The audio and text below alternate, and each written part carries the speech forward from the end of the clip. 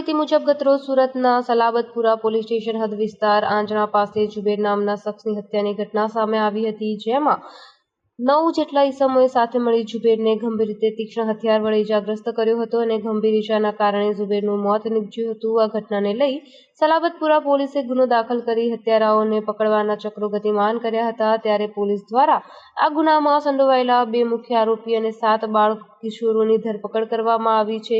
મુખ્ય આરોપીમાં રેહાન ઉર્ફે ગોરા શેખ અને ફૈઝલ ઉર્ફે તપોરા શેખ હમીદનો સમાવેશ થાય છે। સલાબતપુરા પોલીસ સ્ટેશન ખાતે 29/7/2024ના રોજ 1160/2024થી ભારતીય ન્યાય સંહિતાની કલમ 103(1), 54, 61 અને જીપી એક્ટ 135 મુજબ એક હત્યાનો ગુનો નોંધવામાં આવેલો છે।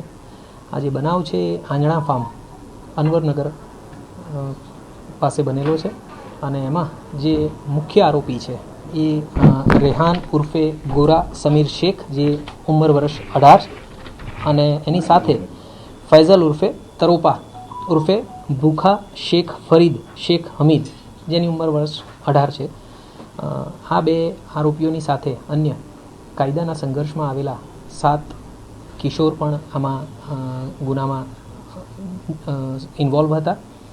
આ બનાવ જે છે એ ભૂતકાળમાં જે મરણ જનાર છે એની સાથે થયેલી માથાકૂટ છે એના કારણે બનવા પામેલો છે અને હાલે જે 2 મુખ્ય આરોપી અને એની સાથે 7 કાયદાના સંઘર્ષમાં આવેલા કિશોર એ તમામને અરેસ્ટ અને ડિટેન કરી લેવામાં આવેલા છે અને જે એમાં પુખ્ત વયના જે 2 આરોપી છે એમના રિમાન્ડ મેળવી અને એમની પૂછપરછ અને આગળની તપાસની કાર્યવાહી ચાલુમાં છે।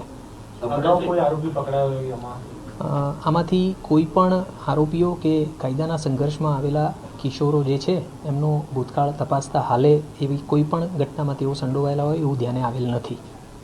આરોપીઓને એટલું તો શું જરૂર નતું કે મન્નાર પર 34 ઘઉં મારી તેની હત્યા કરવા માંડી?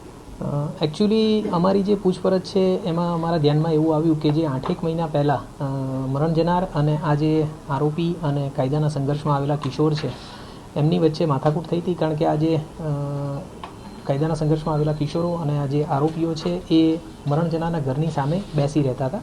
જે વસ્તુ મરણ જનારને પસંદ નહોતી એના કારણે એમની વચ્ચે બોલાચાલી પણ થઈ હતી અને માથાકૂટ પણ થઈ હતી, તો એ બદલાની ભાવનાના કારણે થઈ અને પછી આ બનાવ બનવા પામેલો છે।